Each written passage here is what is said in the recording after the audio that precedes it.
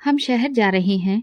उसकी चहकती आवाज सुनकर उसके माँ बाप चिंता से मुस्कुराए थे। हाँ, हम सच में शहर जा रहे हैं, उसकी माँ ने उसकी मासूमियत पर उसके गाल चूमते हुए बताया तो वो मुस्कुराती हुई कपड़े बैग में डालने लगी। हम शहर जा तो रहे हैं उनके कहने पर, लेकिन अगर उन्हीं लोगों ने हमें वापस यहाँ भेज दिया तो हम क्या करेंगे? माधवी ने अपने पति से परेशानी से धीमी आवाज में पूछा ताकि सिया सुन न सके। वो कमरे में बैठी हुई बैग में कपड़े डाल रही थी। उसके चेहरे पर मासूम मुस्कुराहट थी। अपने आने वाले कल से बेफिक्र वो मजे से शहर जाने की खुशी में मुस्कुरा रही थी। नहीं, इतने साल तक उन्होंने हमें तंग नहीं किया तो अब भी हमें वहां बुलाकर तंग नहीं करेंगे। श्यामलाल ने गंभीरता से उनके कंधे पर हाथ रखकर भरोसा दिलाते हुए कहा। तो वो फिर भी चिंता से सिया को देखने लगी। वो गांव से रात के वक्त निकले थे ताकि किसी को पता न चल सके कि वो कहाँ जा रहे हैं। वो तीनों वहां से निकलकर शहर की तरफ आ गए। उन्हें वहां आकर काफी दिक्कतों का सामना करना पड़ा था। उन्हें शहर की जिंदगी का इतना ज्ञान नहीं था, लेकिन फिर भी उन लोगों ने वहां रहने का इंतजाम कर लिया था। सिया भी ज्यादा पढ़ी लिखी नहीं थी, ना ही उसका बाप पढ़ा लिखा था कि अच्छी नौकरी हासिल कर सके।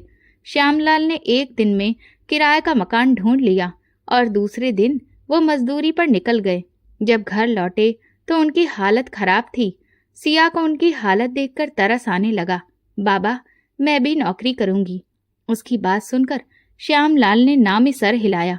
नहीं बच्ची, तुम यहाँ नहीं, तुम्हें नहीं पता शहरी लोग कैसे होते हैं और यहाँ कैसे रहना होता है। उन्होंने नरमी से मना किया, लेकिन सिया ने जिद लगा ली कि वो नौकरी करके ही रहेगी। बाबा, मुझे नौकरी मिल जाएगी, आप चिंता मत करो। अब मैं बड़ी हो गई हूँ, मैं सब कुछ कर सकती हूँ। वो मुस्कुराकर बोली तो उसके बाबा हंस दिए। कितनी बड़ी हो गई हो, क्या हमें पाल लोगी? उसके अम्मा बाबा दोनों मुस्कुराकर पूछ रहे थे। बाबा, मैं पक्का अपना ख्याल रखूंगी और खुद को कोई नुकसान नहीं होने दूंगी। वो उनका हाथ थाम कर बोली तो उसके बाबा ने गहरी सांस ली। अब वो उन्हें बेबस कर चुकी थी। ठीक है, लेकिन मैं साथ चलूंगा।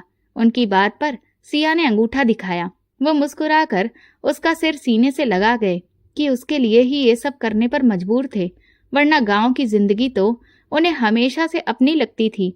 वो आंखें खोले इतनी बड़ी बड़ी इमारतें देख रही थी। इसके चेहरे पर खासी हैरत थी।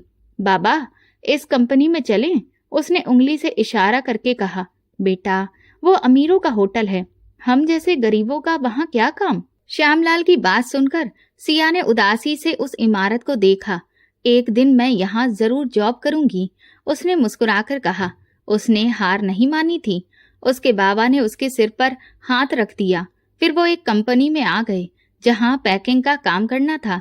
सिया ने जल्दी काम समझ लिया। वो रोज सुबह जाती और शाम को आ जाती थी।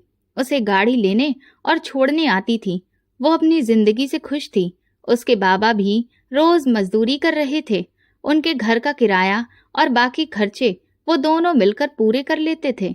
सिया बहुत दुबली पतली और मासूम सी लड़की थी। उसकी शख्सियत में अपनापन था। सिया, तुम्हें पता है मेरा क्या ख्वाब है? वो अपने काम में लगी थी जब उसकी वहां बनी दोस्त ने हसरत भरे लहजे में कहा। सिया ने काम से सर उठाकर उसे देखा। मैं वंडरलैंड होटल में जॉब करना चाहती हूँ। सिया ने हैरत से उसे देखा। कौन सा? वो जो हमारी कंपनी के रास्ते में नीले रंग से W लिखा है, बड़ा सा, वहां? वो चहककर पूछने लगी। हाँ हाँ, वहीं। वहां पर तालीम की कोई जरूरत नहीं, वहां आपका हुनर चलता है, वो चुटकी बजाकर बोली। सिया पूरी तरह उसकी तरफ ध्यान दे रही थी।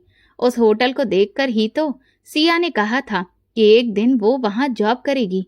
मैं भी वहां जॉब करना चाहती हूँ सोनिया। उसने सोनिया का हाथ थामे और लेकर बैठ गई। तुम मुझे पढ़ना लिखना सिखाओ ना, मैं वहां जॉब करना चाहती हूँ। वहां की लड़कियां कितनी प्यारी लगती हैं। वो आंखों में ख्वाब सजाए बोली तो सोनिया ने उसके हाथ पर हाथ रख दिया। क्यों नहीं सिया, हम लंच टाइम में यहाँ स्कूल खोल लेते हैं, सोनिया ने चुटकी बजाकर कहा। उसे हर बात में चुटकी बजाने की आदत थी। सोनिया की बात सुनकर सिया हंस पड़ी और फिर सच में सोनिया ने सिया को पढ़ाना शुरू कर दिया उसने अपने बाबा से कोर्स भी मंगवा लिया था, जरूरी इंग्लिश भी सीख ली और हिंदी भी अच्छा खासा पढ़ना लिखना सीख रही थी। उसके माँ बाप हैरत करते थे कि ये वही सिया है जो आज से 3 माह पहले घर की 4 दीवारी में रहती थी। उसकी वजह से उसकी राह आसान हो रही थी और सिया की दिलचस्पी पढ़ाई और होटल में जॉब करने के लिए बढ़ती जा रही थी। एक दिन जब वो घर लौटी तो उस पर आफत टूट पड़ी। उसके बाबा की पीठ पर सीमेंट की बोरी बहुत ऊंचाई से गिरी थी कि वो उठने के काबिल ना रहे। दोनों माँ बाप ने अस्पताल के चक्कर काटे कि किसी तरह उनकी हड्डी ठीक कर दें, लेकिन जितने पैसे ऑपरेशन के लिए चाहिए थे वो कहाँ से लाती। उसकी माँ ने सिया के सामने किसी को कॉल भी मिलाई थी, लेकिन कॉल रिसीव ना हुई। वो दोनों 4 दिन अस्पताल में रहकर घर लौट आई थीं। माधवी अपने पति का ख्याल रख रही थी। सिया की सैलरी इतनी नहीं थी कि वो किराया, बिजली, पानी, गैस के अलावा बाकी खर्च उठा पाती। 1 महीने में ही उन्हें वार्निंग मिल चुकी थी, अगर 2 माह का किराया ना मिला तो वो लोग घर खाली कर देंगे। सिया परेशान हो गई। उसने ओवर टाइम भी लगाया, लेकिन मसला हल ना हो सका। वो एक दिन उस होटल के पास से गुजर रही थी। उसने सोचा वहां इंटरव्यू देकर देखती है। रिसेप्शन से जानकारी ली और इंटरव्यू के लिए मैनेजर के पास चली गई। उसने सिर से पैर तक सिया को देखा, फिर मुस्कुराकर उसका इंटरव्यू लेने लगा। कुछ शब्द सिया को इंग्लिश के आते थे।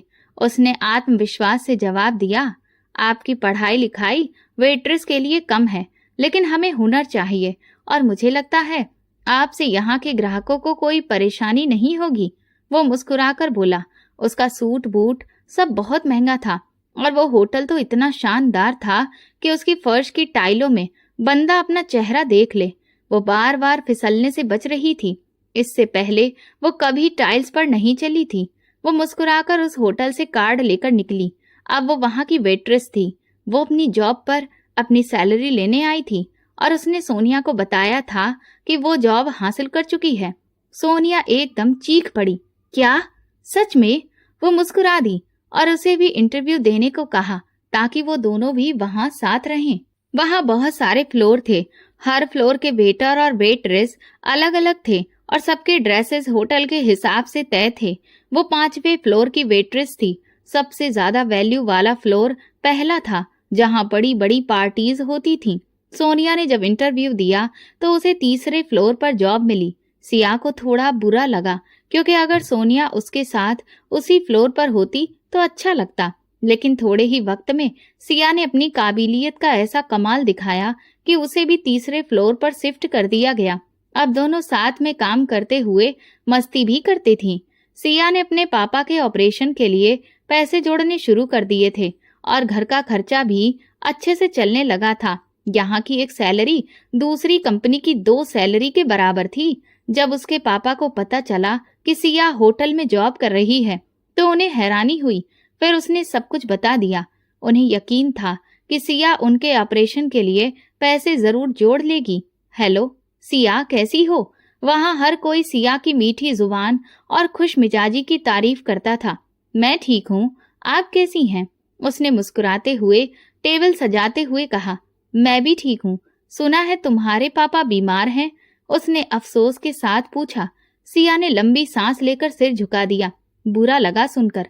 अगर तुम चाहो तो हम तुम्हारी अर्जी बॉस तक पहुंचा सकते हैं कि तुम्हारे पापा का ऑपरेशन करवाना है और पैसों की जरूरत है। हमारे बॉस बहुत अच्छे इंसान हैं, मदद भी करते हैं और कभी जताते नहीं। यहाँ लगभग हर किसी के साथ कोई ना कोई परेशानी रही है और आर्यन अरोरा ने सबको उस परेशानी से निकाला है। तुम भी ट्राई कर सकती हो। वो सीनियर वेट्रेस थी, लेकिन सिया ने तुरंत सिर हिला दिया। मेरे हाथ पैर जब तक ठीक हैं, मैं किसी से मदद नहीं लूंगी। आप टेंशन मत लीजिए, मैं खुद पैसे जमा कर लूंगी। उसे किसी की मदद लेने में कोई दिलचस्पी नहीं थी। उसके पापा हमेशा कहते थे, चाहे कितनी भी मजबूरी क्यों ना हो, किसी के सामने हाथ मत फैलाना, वरना लोग मजबूरी का फायदा उठाते हैं। अगर उनके पापा को पता चल जाता कि उन्हें से बॉस से मदद मांगी है तो वो दुखी हो जाते। सिया सब कुछ अपने दम पर करना चाहती थी। वो लड़की सर झटक कर चली गई। सोनिया ने इशारे से उसे एक जगह खड़े देखा तो पूछा, क्या हुआ इसे? सिया ने मुस्कुराकर सिर हिला दिया। सर, आप अचानक आ गए। सब ठीक तो है? सुबह सुबह बिना बताए होटल के अंदर आर्यन अरोरा आ गए थे। हाँ, मुझे पता है तुम लोग अच्छा काम कर रहे हो, लेकिन कभी कभी मालिक को खुद आना भी जरूरी होता है। उनके चेहरे पर हमेशा एक गंभीर गंभीरता रहती थी। आप गुस्से में हैं सर? होटल के मैनेजर ने डरते हुए पूछा। नहीं, तुम लोगों पर नहीं हूँ, खुद से हूँ। खैर, अभी मुझे जरूरी काम से निकलना है। होटल की बर्थडे का अच्छे से इंतजाम करना, बड़े बड़े लोग आएंगे। आर्यन अरोरा ये बात 5वीं बार दोहरा चुके थे। हर साल वो अपने होटल का बर्थडे धूमधाम से मनाते थे। मेहमानों के लिए महंगे गिफ्ट्स आते थे, हर किसी के लिए यूनिक ड्रेसेस सिलवाए जाते थे। इस बार भी तैयारियां जोर शोर से हो रही थीं। सिया जूस का गिलास लेकर लिफ्ट से जाने के बजाय सीढ़ियों से जा रही थी। एक कस्टमर ने जूस मंगवाया था और वहां कोई और नहीं था, इसीलिए वो तेजी से आगे बढ़ रही थी। लेकिन जैसे ही उसने आखिरी सीढ़ी पर कदम रखा, अचानक वो आर्यन अरोरा से टकरा गई। शीशे का ग्लास ट्रे से फिसल गया और नीचे सीढ़ियों पर जाकर गिरा। आर्यन अरोरा के चेहरे पर सख्ती छा गई। What the hell! वो गुस्से में चीख पड़े। उनकी सफेद शर्ट जूस से खराब हो चुकी थी। सिया ने तुरंत मुंह पर हाथ रखा और घबराई हुई बोली, सॉरी सॉरी, प्लीज मेरे मैनेजर को मत बताइएगा, मैं आपके कपड़े साफ कर दूंगी। वो रोने वाली शक्ल में उनके चेहरे की बजाय शर्ट देख रही थी, जिस पर ऑरेंज जूस का दाग फैल चुका था। आर्यन ने उसके नाम की प्लेट देखी और चौंक गए। सिया। उनके होंठ हौले से हिले, लेकिन इससे पहले कि वो कुछ और कहते, किसी ने पीछे से सिया को आवाज दी। आप प्लीज मैनेजर से मेरी शिकायत मत कीजिएगा। वो कहते हुए तुरंत पलट गई। उसने आर्यन का चेहरा ढंग से देखा भी नहीं। जल्दी में सीधा उस कस्टमर के पास पहुंच गई जो जूस लेट होने पर गुस्सा करने वाला था। सर, ये किसने किया? मैनेजर पीछे से आया और आर्यन से पूछने लगा। आर्यन का चेहरा और सख्त हो गया। सिया कब से यहाँ पर जॉब कर रही है? उन्होंने मैनेजर को इग्नोर करते हुए पूछा। अभी 2 महीने हुए हैं सर। क्या सिया से कोई गलती हुई है? मैनेजर ने सख्ती से सिया को देखा। मैं इसे खुद हैंडल कर लूंगा, तुम्हें कुछ बोलने की इजाजत नहीं है, आर्यन ने ठंडे लहजे में कहा। शाम को छुट्टी से पहले मैनेजर ने सब स्टाफ को जमा किया और बिना नाम लिए अच्छी खासी डांट पिलाई। सिया कहना चाहती थी कि ये उसकी गलती थी, लेकिन मैनेजर गुस्से में था। जब वो जाने लगा तो सिया पीछे भागी। सर, गलती मेरी थी, लेकिन मैनेजर ने हाथ उठाकर रोक दिया। आगे से ध्यान रखना। सिया मुंह बनाकर मुड़ी तो देखा सोनिया मुस्कुरा रही थी। क्या हुआ तुम्हें? सिया ने पूछा। लगता है तुम्हारा मैनेजर के साथ चक्कर है, सोनिया शरारत से बोली। चक्कर? अगर चलाना होगा तो मैं होटल के बॉस के साथ चलाऊंगी। मैं उनकी बहुत बड़ी फैन हूँ। यहाँ के सारे रूल्स कितने अच्छे हैं, बस ये मैनेजर बिना वजह सख्ती करता है। वो बहुत अच्छे इंसान हैं, बस थोड़े सख्त हैं, दिमाग पर ठंडे पानी जैसे लगते हैं। मतलब? सिया ने हैरानी से पूछा। मतलब जैसे ठंडा पानी दिमाग को सीधा झटका देता है ना, वैसे ही हमारे बॉस हैं। वो दिल में सिर्फ अपनी बीवी के लिए जगह रखते हैं। क्या मतलब? वो शादीशुदा हैं? सिया ने आंखें फैलाकर पूछा। पता नहीं, उनके बारे में कई बातें घूम रही हैं। कोई कहता है उनकी बीवी मर गई, कोई कहता है शादी के बाद बिछड़ गए, और कोई कहता है आर्यन सर की शक्ल देखकर किसी और के साथ भाग गई। लोगों की बातों पर क्यों यकीन करती हो? किसी दिन खुद उनसे पूछ लेंगे। सिया ने सोनिया की चुटकी ली तो दोनों हंस पड़ी। इतना अच्छा सवाल करेंगे तो सर हमें सीधा फर्स्ट फ्लोर की ड्यूटी देंगे। सोनिया गाड़ी में बैठते हुए बोली। होटल की गाड़ी बहुत आरामदायक थी, उसमें एसी था और सफर भी बहुत मजेदार। वो घर पहुंची तो उसके बाबा ने उसे अपने पास बुलाया। बेटा, तुम्हें कोई मिला तो नहीं जिसने कहा हो कि वो तुम्हें जानता है? श्यामलाल ने डरते डरते पूछा। सिया ने ना में सर हिला दिया। मुझे यहाँ कोई कैसे जानता होगा बाबा? यहाँ मैं आई ही पहली बार हूँ, ना कोई मेरी शक्ल जानता है ना नाम। वो मुस्कुराकर बोली तो उसके बाप ने सुकून की सांस ली। आप कब तक सिया से छुपाओगे? माधवी की बात सुनकर उन्होंने चुप रहने का इशारा किया, क्योंकि सिया वहीं थी। बाबा, हमारे होटल की बर्थडे है, वो हंसते हुए बोली। उसके माँ बाप के लिए ये हैरानी की बात थी। वो सीधे साधे लोग इन चकाचौंध वाली बातों से कहाँ वाकिफ थे। हाँ ना, जब मैंने सुना तो मैं इतनी हंसी कि हम अपनी सालगिरह तो मनाते नहीं और वहां हमारे बॉस होटल की मना रहे हैं। वो अपना बैग खाली करते हुए बोली। वो होटल की पार्टी में पहनने वाला नया ड्रेस रख रही थी। उसे वहां जाकर अपने लॉकर में रखना था। फिटिंग चेक करने के लिए दिया गया था। तू बैठ, मैं तेरे लिए खाना लाती हूँ। उसकी माँ ने उठते ही कहा तो वो सर हिलाने लगी। उसके बाबा उसे ही देख रहे थे। अचानक सारी जिम्मेदारी उसके कंधों पर आ गई थी। उसने कमरे में आकर अपना बॉक्स देखा जहां वो पैसे जमा कर रही थी। अभी काफी रकम रहती है।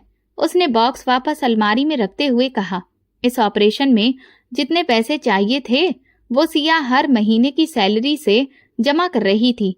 पहले कोई टिप देता तो वो नहीं लेती थी, फिर मैनेजर के कहने पर लेने लगी। वो पैसे भी इसी बॉक्स में डाल देती थी।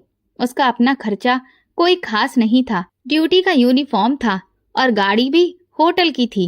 एक वक्त का खाना वो होटल में खा लेती थी। वो ये सब कुछ अपनी फैमिली के लिए कर रही थी। उसे वहां रहते 4 महीने हो गए थे। इस दौरान उसकी गैर मौजूदगी में कई रिश्ते उसके लिए आए थे जिन्हें उसके बाप ने ठुकरा दिया था। पेपर साइन करो। आर्यन अरोरा के बाप गरजे। उसने सुर्ख नजरों से उन्हें देखा। आप ये सब करके मेरे दिल से उसकी मोहब्बत नहीं निकाल सकते डैड। उसने सख्ती से जताना चाहा, लेकिन वो बिफरे और शेर की तरह दहाड़ गए। क्या समझते हो खुद को? हमसे अलग होकर होटल बना लिया। हमारी एक ख्वाहिश पूरी नहीं कर सकते। यहाँ साइन करो आर्यन और हमारी जान छुड़ाओ उस मनहूस से। उन्होंने गुस्से में चीखते हुए कहा। आपने अगर एक बार भी उसे कुछ कहा तो अच्छा नहीं होगा बाबा। मैं अपने होटल का अकेला मालिक हूँ।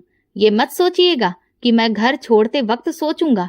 उसकी धमकी ऐसी थी कि मालती फौरन सोफा छोड़कर उठ खड़ी हुई। आर्यन, उन्होंने गमगीन लहजे में पुकारा। मॉम, आप डैड को समझाइए कि मैं इनकी ये बात मान ही नहीं सकता। मैं अपने इरादों में बहुत सख्त हूँ, आप लोग जानते हैं, इसलिए ये फिजूल कोशिशें छोड़ दीजिए। उसने कहते ही अपना कोट उठाया और लंबे लंबे कदम भरकर बाहर निकल गया। उसका रुख अपने अपार्टमेंट की तरफ था। आप क्यों पीछे पड़े हैं उसके? जब वो अपनी तलाश से थक जाएगा खुद साइन कर देगा। अभी उसे खार खाने दें और गुस्सा मत दिलाइए। वो आपके बिजनेस से बिल्कुल आजाद है, अपनी दौलत का मालिक है।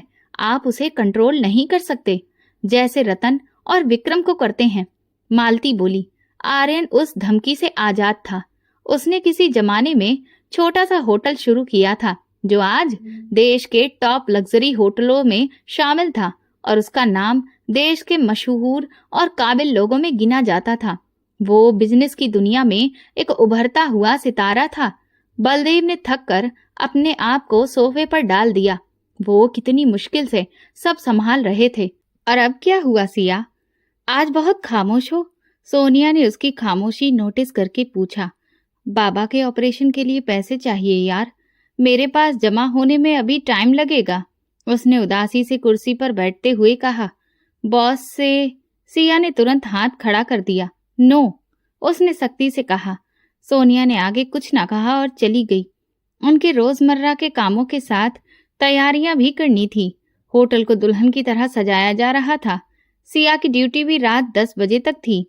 पूरा हफ्ता बहुत टफ रूटीन रही थी और आखिरकार वो दिन आ ही गया जिसका सिया समेत पूरे होटल के स्टाफ और होटल के फैंस को इंतजार था। नीले और सफेद रंग के गुब्बारे होटल में चारों तरफ सजाए गए थे। ड्रेस की थीम भी ब्लू थी। सब स्टाफ के लड़के लड़कियां ब्लू यूनिफॉर्म में मेहमानों को सर्व करने में लगे थे। सिया के चेहरे पर मुस्कुराहट थी और बाकी सब भी खुशी से ठहाके लगा रहे थे। तभी आर्यन अरोरा की धमाकेदार एंट्री हुई। वो ब्लू कोट पैंट में बला का हैंडसम लग रहा था। उसकी शख्सियत का रोब उसके उठते कदमों से झलक रहा था। वो माइक पर आया और उसने सेलिब्रेशन का ऐलान किया। सब मेहमानों ने चीयर्स कहकर कोल्ड ड्रिंक उठा ली। आर्यन मुस्कुराकर अपने मेहमानों से बात कर रहा था। उसकी नजरें न जाने क्यों आज स्टाफ पर ज्यादा टिकी थीं। सर, उन्हें देख रहे हैं? लगता है कुछ गड़बड़ है, सोनिया ने सबको फुसफुसाकर कहा। लेकिन उसकी नजरें जिस तरफ थी वो उस तरफ नहीं थी। वो तो मेहमानों को मुस्कुरा मुस्कुरा कर सर्विंग करने में बिजी थी। उसके अंदर अब इतना कॉन्फिडेंस आ चुका था, आर्यन जानता भी नहीं था। स्टाफ के कुछ लड़के उसके पास आए और सेल्फी की रिक्वेस्ट की। उसने हाँ कहकर कैमरे में देखा। स्टाफ के जाने के बाद सिया उसके सामने आई और मुस्कुराकर बोली, सर, क्या मुझे आपसे ऑटोग्राफ मिल सकता है? उसने उम्मीद से पूछा। उसके कुछ कहने से पहले ही वो बोली, प्लीज सर, मना मत कीजिएगा। वो उसे ध्यान से देख रहा था।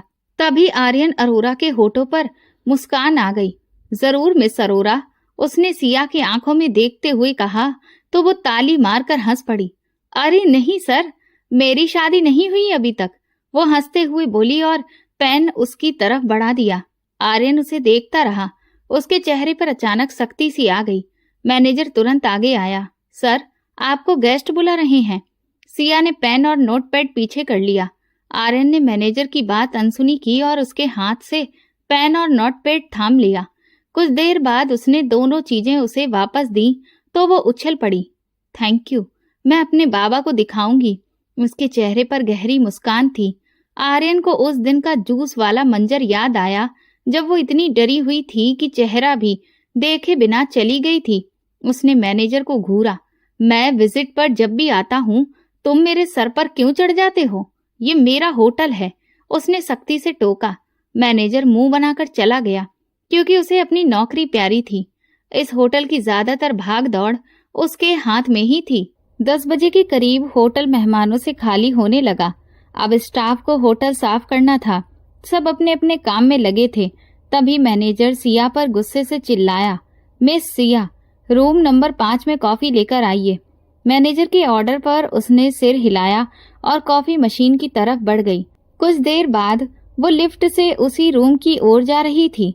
चलते चलते उसने कलाई की घड़ी देखी और सोचा, कॉल करके माँ को बता दूं कि आज घर देर से आऊंगी। उसने मोबाइल निकाला और कॉल मिलाई। माँ, आज मुझे देर हो जाएगी, आप लोग मेरा इंतजार मत करना, खाना खाकर सो जाना, मेरे पास घर की चाबी है। वो उनकी समझाइश सुनती रही, फिर मुस्कुराकर बाय कहा। उसने दरवाजे पर नॉक किया। अंदर से हाँ की आवाज आई तो वो रूम में चली गई। उसे जरा भी अंदाजा नहीं था कि किस्मत उसके लिए बड़ा फैसला करने वाली है। अंदर आर्यन अरोरा सोफे पर पांव झुलाते हुए बैठा था।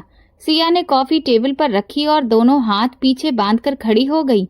आर्यन ने सिर उठाकर उसे देखा। सिया की सांस थम गई।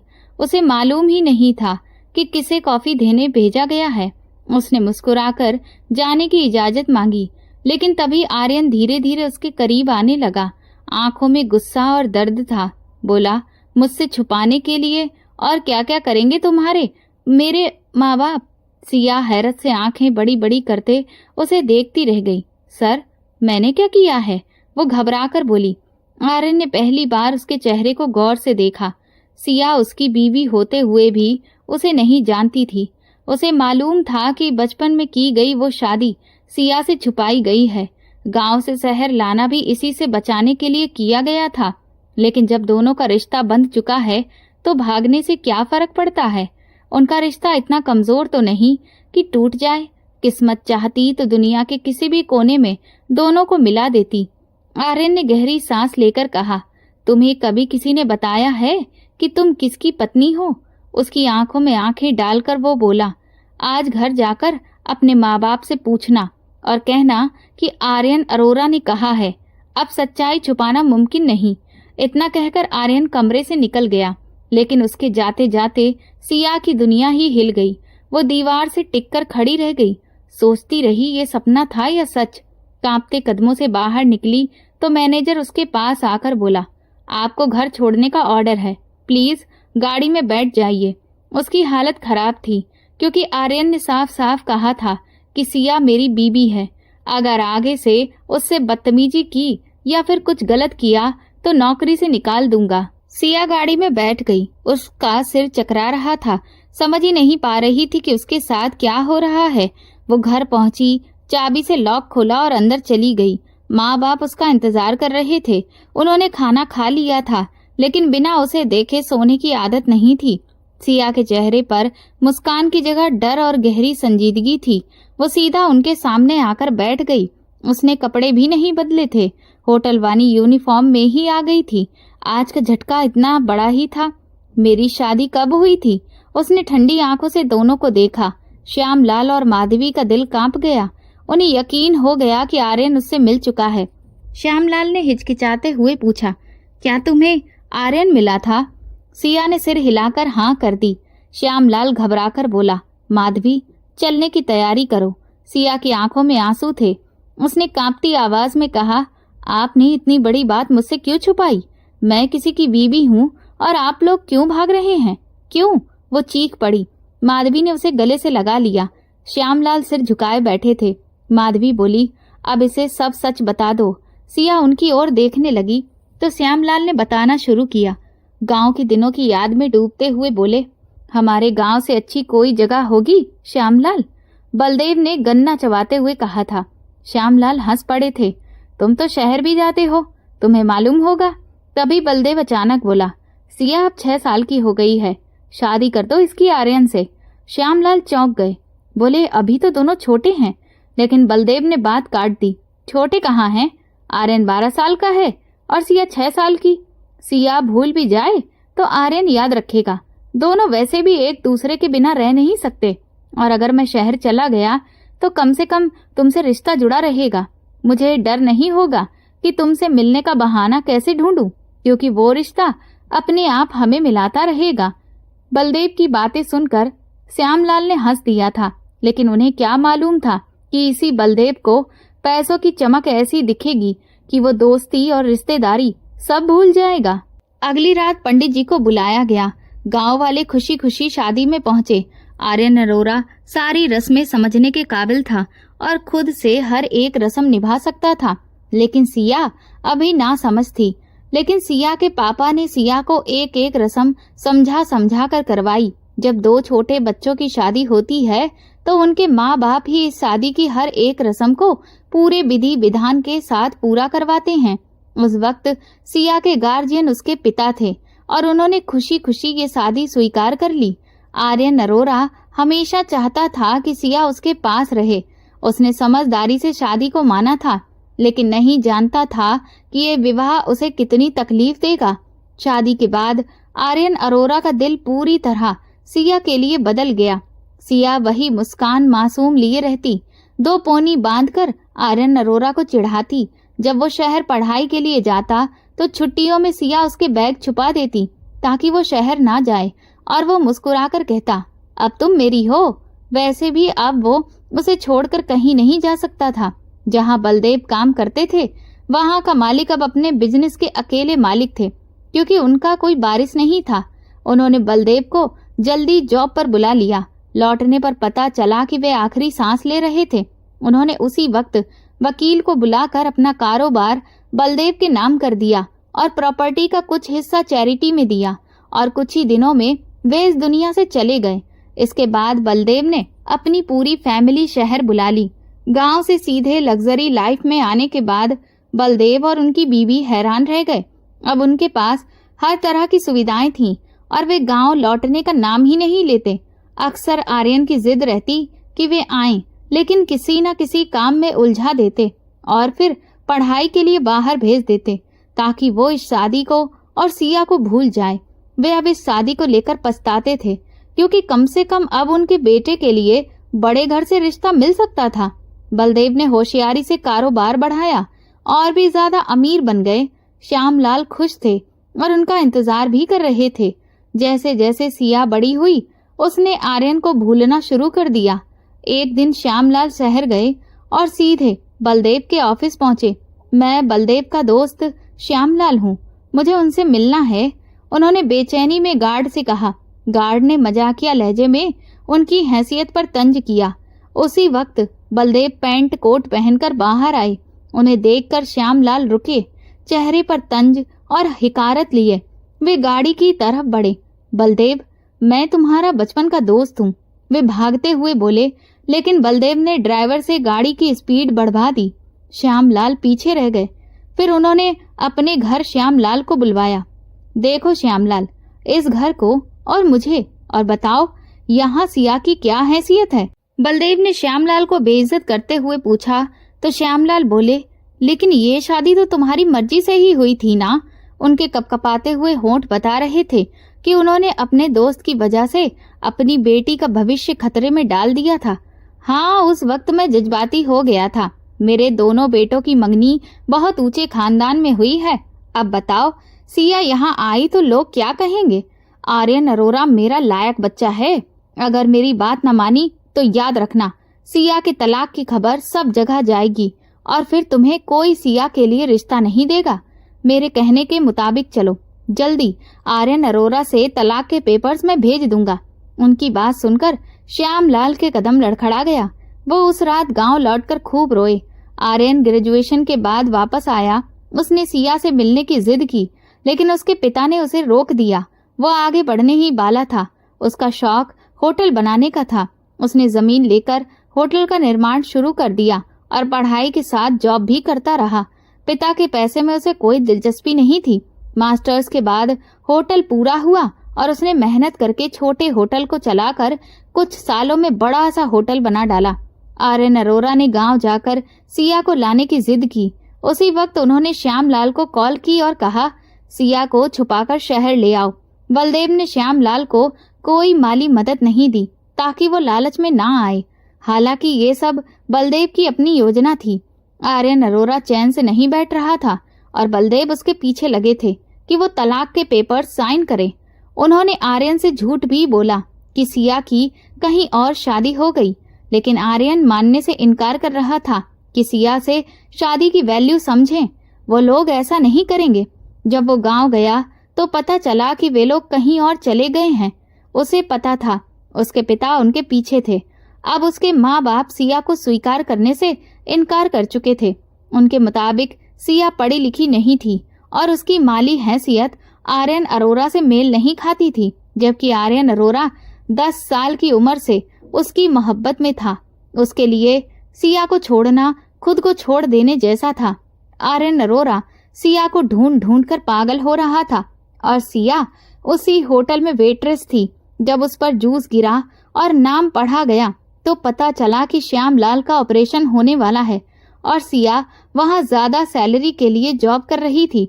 वो जानता था कि सिया को उसके पिता ने नहीं बताया कि वो किसकी है, लेकिन वो किसी वादे और धमकी से आजाद थी। उसने सिया को दिखा दिया और समझा दिया। सिया अपने पिता से सारी दास्तान सुनकर खामोश थी। वो होटल के मालिक की बीवी थी।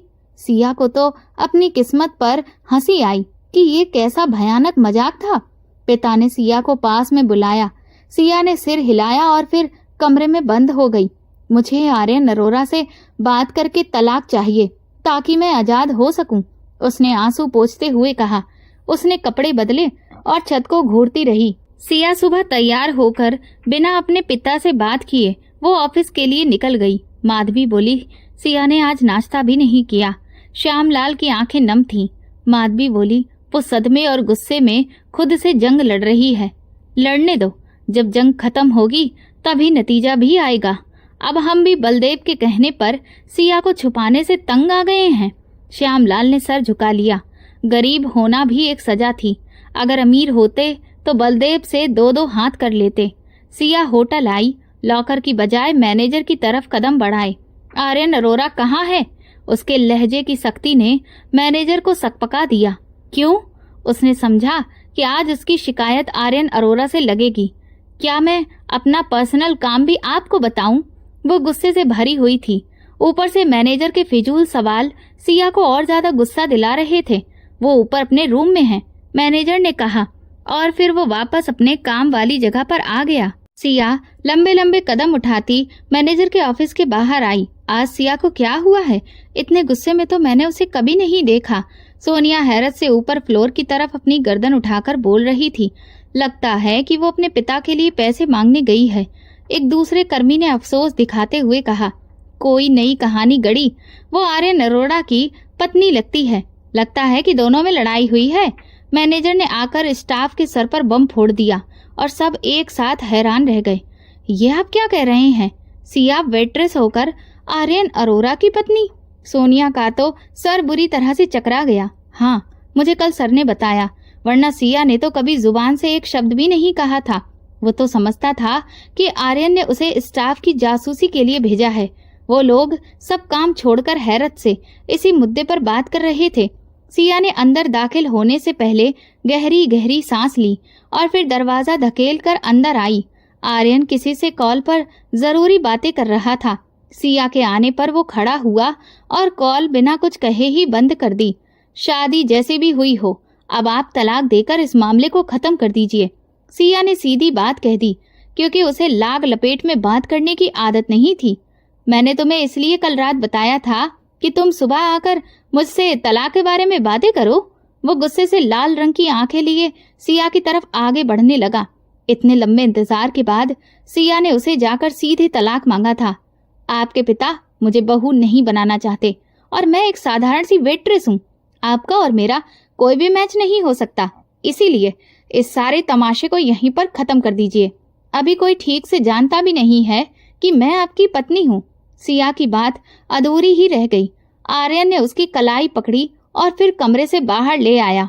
लिसन टू मी केयरफुली, उसने स्टाफ समेत वहां पर आए कस्टमर्स को मुखातिब करते हुए कहा। सिया एकदम चौंक कर उसकी शकल देखने लगी। She is my wife.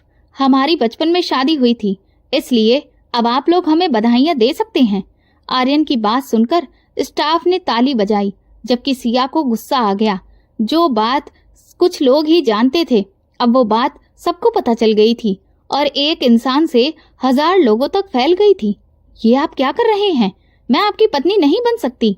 वो वापस उसको पकड़कर अंदर रूम में लेकर आई। देखो, मैं शादी मजाक में नहीं की थी, पूरे दिल से की थी। मेरे बाप ने तुम तक पहुंचाने के सारे रास्ते बंद कर दिए थे। इसका मतलब ये नहीं है कि मैं तुम्हें भूल गया था। मैं तुम्हें हर रोज महसूस करके परेशान होता था। तुम्हें पता भी है कि मैं कितना तड़पा हूँ। तुम्हें शादी के बारे में पता नहीं था। मैं अपनी अब तक की जिंदगी में हर रोज इसी तड़प के साथ जल रहा हूँ कि मेरी पत्नी किस हालत में होगी। वो मेरी जिम्मेदारी है।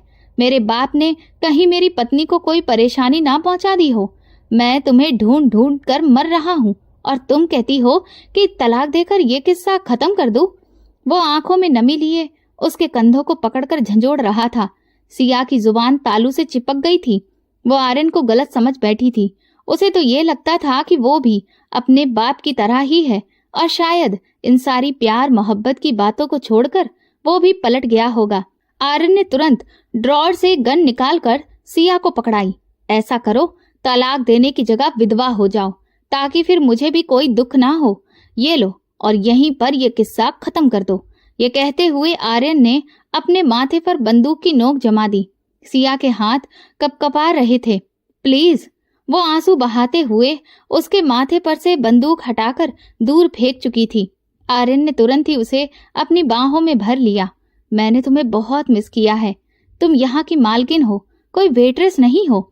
उसने सिया के चेहरे को अपने हाथों में थामा और कुर्सी घसीट कर आराम से बिठाया और खुद भी उसके बराबर वाली कुर्सी पर बैठ गया। मैं इतने साल अपने बाप से लड़ता रहा हूँ, सिर्फ तुम्हारे लिए। अब मैं तुम्हें तलाक नहीं दूंगा। तुम्हें क्या लगता है मैं ये बेकार के स्टेटस, रुतबे, ऊंच नीच की वजह से तुम्हें छोड़ सकता हूँ? उसने जब इस तरह की बात की तो सिया ने उसकी तरफ ध्यान से देखा। तभी आर्यन ने एक फाइल निकालकर उसके सामने रखी। सिया ने नासमझी से उसे देखा। आर्यन ने कहा, पहले तुम इस पर साइन करो, फिर मैं आगे बताऊंगा। उसकी बात उसने सुनी और फिर फाइल को पढ़ने लगी। आहा, कोई भी चालाकी नहीं, मैंने कहा ना, सीधा साइन करो। उसने सिया को फाइल पढ़ते देखकर टोका। सिया ने गहरी सांस ली और फिर पेपर्स पर साइन कर दिए। अब कम से कम वो उसके प्यार पर इतना भरोसा तो कर ही सकती थी। ये होटल, सब कुछ अब तुम्हारे नाम। अब तुम मुझे भी यहाँ से निकाल सकती हो। आर्यन की बात सुनकर सिया एक झटके से खड़ी हो गई। ये आप क्या कह रहे हैं? मुझे कोई होटल नहीं चाहिए। वो पीछे जाने लगी। तभी आर्यन ने उसकी कलाई पकड़ ली। मैं नहीं चाहता कि आगे जिंदगी में मेरी पत्नी को किसी भी तरह की कोई भी परेशानी हो। और हाँ, अंकल को अस्पताल में एडमिट कर दिया गया है। मैं अभी कॉल करके आता हूँ, तब तक तुम रेडी हो जाओ। उनका बस अब कुछ ही देर में ऑपरेशन था। आर्यन ने अगली बात कही और तुरंत ही बाहर निकल गया। सिया के पैरों में तो ऐसा लग रहा था कि जैसे जान ही नहीं थी। जिंदगी अचानक उस पर बहुत मेहरबान हो गई थी, या फिर ऐसा था कि उसे कुछ छीनने वाली थी। आर्यन वापस आया तो ऐसे ही खड़े होकर सिया को हाथ पकड़कर बाहर ले जाने लगा। सबने सिया और आर्यन को देखा था। वो गाड़ी में बिठाकर सीट बेल्ट सिया को पहनाने लगा। वो अभी भी गुमसुम सी बैठी हुई थी। गाड़ी जब एक बार चली तो सीधा अस्पताल के बाहर आकर ही रुकी। आर्यन उसे लेकर अस्पताल आया। अपने बाप को देखकर वो होश में आई। उसने देखा कि ये एक बहुत बड़ा अस्पताल था। वो तो कभी भी ऐसे अस्पताल में अपने पिता का ऑपरेशन भी नहीं करवा सकती थी। बाबा, ये कहते हुए वो उनसे लिपट कर रोने लगी। आई एम सॉरी बाबा, वो रोते हुए बोली। आपने मेरे लिए इतना कुछ किया और मैं सच्चाई जानकर आपसे नाराज हो गई। उसके पिता ने उससे चुप करवाया। माधवी ने उसे गले से लगा लिया। आर्यन ने भी माफी मांगी, जिस पर श्यामलाल को बुरा लगा। वो तो शुरू से ही हीरे जैसा बच्चा था। उनके ऑपरेशन थिएटर में जाते ही सबकी सांसें रुक सी गईं। सिया बेचैन थी। आर्यन उन दोनों का बहुत ख्याल रख रहा था। इधर बलदेव की कई सारी कॉल्स आ रही थी। उन्होंने मीटिंग में भी उसे बुलाया था, क्योंकि उनके बड़े बेटों ने कोई बहुत बड़ी गड़बड़ कर दी थी। लेकिन इधर उसका फोन साइलेंट था, जो बार बार पॉकेट में बज कर बंद हो जाता था। जहां श्यामलाल को जिंदगी मिल गई थी, वहीं बलदेव ने अपनी शान और शौकत वाली जिंदगी खो दी थी, क्योंकि उनके बाकी दोनों बेटों ने उन्हें बैंक करप्ट कर दिया था। उनकी कंपनी दिवालिया निकल चुकी थी। वो अपने हाथों में सिर पकड़कर बैठे थे। उनकी अकड़ और गुरूर एक पल में मिट्टी में मिल चुके थे। साथ ही घर को भी सील कर दिया गया और सारी गाड़ियां भी कब्जे में ले ली गईं। अब बलदेव के पास एकमात्र सहारा आर्यन था। सभी लोग एक के बाद एक कॉल कर रहे थे। वो श्यामलाल के होश में आने का इंतजार कर रहा था। श्यामलाल होश में आए तो मुस्कुराकर आर्यन को धन्यवाद कहा और सिया को सीने से लगाया। कुछ दिन बाद उनकी अस्पताल से छुट्टी होनी थी। आर्यन ने उनसे दोबारा सिया से अपनी शादी करवाने की बात कही, ताकि सिया इस बार खुशी खुशी उसके साथ ये रिश्ता जोड़ सके। सिया हैरानी से इस पागल इंसान को देख रही थी। श्यामलाल के डिस्चार्ज होते ही आर्यन ने अपने घर की खबर ली तो उसे गहरा झटका लगा और गहरी सांस लेते हुए कहा, ये सब घमंड का नतीजा है। और फिर अपना सिर हिलाया। उसने तुरंत ही लोकेशन भेजी और सबको सिया के घर बुलाया। शादी का इंतजाम भी किया जा चुका था। उन सब के आते ही उनकी हैरानी और परेशानी में ही शादी हुई। फिर आर्यन ने सिया से विदाई की बात कही तो वो अचानक सिर हिलाने लगी, लेकिन आर्यन के आगे उसकी एक भी न चली। पागल हो गए हो तुम आर्यन? बलदेव ने गुस्से में पूछा। पिताजी, मैंने अपनी होटल की मालकिन से शादी की है। अगर मैं ऐसा नहीं करता ना तो ये मुझे धक्के देकर बाहर कर देती। उसने बड़े ही एहसान जताते हुए अंदाज में बताया तो उन्हें गुस्सा आ गया। बलदेव और उनकी पत्नी ने पूछा, क्या वो हमें तुम्हारे साथ रहने देगी? उन्होंने फिर सिया से पूछा, क्या तुम अपनी जगह पर इन्हें रहने दोगी? सिया ने ये सुनते ही हैरानी के साथ कहा, यह आपका परिवार है, आप खुद जानिए। उसने अपना पल्ला झाड़ लिया। आर्यन कहने लगा, लेकिन मैं तो तुम्हारा हूं ना। अगर तुमने मना कर दिया तो फिर मैं इन्हें अपने साथ नहीं रखूंगा। मेरी पहली जिम्मेदारी है कि तुम ये घर छोड़कर अपने माँ बाप छोड़कर आओ, और अगर मैं तुम्हें कंफर्टेबल घर नहीं दे सकूं तो फिर ये बहुत ही गलत होगा। उसने अपने पति होने का पहला हक बड़े ही गर्व से अदा किया। उसके माँ बाप, भाई, उनकी पत्नियां हैरत से उसे देखते रह गए। रख लीजिए आप इन्हें भी, सिया ने जवाब दिया तो आर्यन मुस्कुराने लगा। ऐसा करिए, आप सब लोग डिफेंस वाले फ्लैट में चले जाइए और मैं सिया को लेकर बंगले में रहूंगा। मैं बिल्कुल नहीं चाहता कि आप लोग अपनी गलतियों को एक्सेप्ट किए बिना मेरी पत्नी के पास रहें, क्योंकि आपकी आंखों में अभी भी कोई शर्मिंदगी नहीं है। आर्यन ने इनकार में सिर हिलाया और फिर सिया को लेकर उसके कमरे में आ गया ताकि उसकी पैकिंग करवा सके। आपसे एक बात कहनी है, सिया ने मुस्कुराकर कहा और उसकी तरफ देखने लगी, जो बिना एसी के पसीने पोंछकर मुस्कुरा रहा था और उसके साथ बातें कर रहा था। उसने नजरें उठाकर पूछा, आप परफेक्ट हस्बैंड हैं। सिया ने मुस्कुराकर कहा। आर्यन हंसकर उसे पास बिठाकर उसका चेहरा देखने लगा कि वो उसे अपने पास देखने का कब से इंतजार कर रहा था। इसके बाद वो सिया को बंगले में लेकर पहुंचा, जहां पर उसका बहुत ही शानदार स्वागत हुआ। अगले ही दिन उनकी शादी के जश्न में एक शानदार पार्टी दी गई, जिसमें शहर के सभी बड़े बड़े अमीर लोग शामिल थे। उस दिन सिया इतनी खूबसूरत लग रही थी कि हर कोई उसे देखता ही रह गया। सिया के माँ बाप तो खुशी से फूले ही नहीं समा रहे थे कि आज उनकी बेटी किसी राजकुमारी से कम नहीं है। और इस तरह से इस कहानी का हैप्पी एंडिंग हुआ। तो दोस्तों, अगर आपको हमारी ये कहानी पसंद आई हो तो कमेंट करके जरूर बताइएगा। वीडियो को लाइक करें और ज्यादा से ज्यादा शेयर करें। अगर आप चैनल पर नए हैं तो सब्सक्राइब जरूर करें और नोटिफिकेशन बेल दबाएं ताकि अगली अपडेट सबसे पहले आपको मिले। धन्यवाद।